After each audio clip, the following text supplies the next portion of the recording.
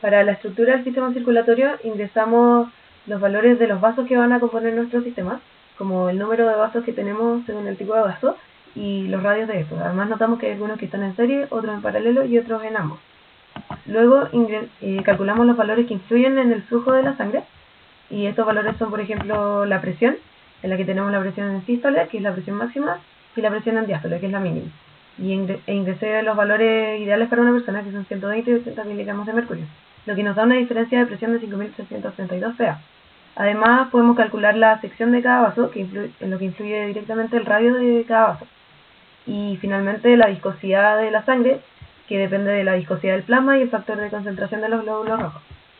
Enseguida calculamos las resistencias hidráulicas individuales y podemos ver que a mayor radio, menor es la resistencia, lo que explica que las grandes venas o la aorta y la vena cava tengan menor resistencia que los capilares, por ejemplo. Y después calculamos las resistencias hidráulicas dentro de un sistema, y la diferencia está en que acá consideramos su posición en relación al sistema, es decir, si están en serie o en paralelo.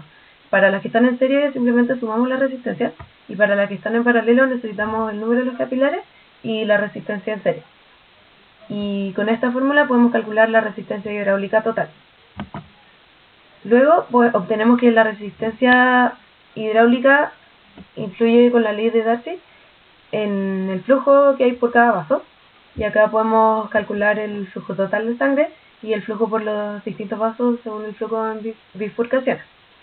Y podemos notar que según los resultados el flujo de sangre disminuye a medida que disminuye el diámetro de cada vaso.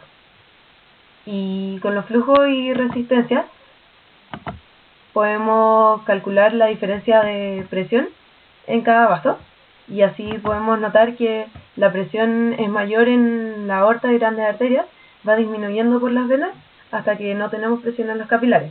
Esto se explica porque el ventrículo izquierdo del corazón empuja la sangre, lo que provoca la presión arterial, y luego para las venas no hay tanta presión, porque o es menor en realidad la de las arterias, pues en ella solo influyen los movimientos de los músculos y los movimientos peristálticos. Y en los capilares no se necesita presión, pues vamos a tener un simple intercambio.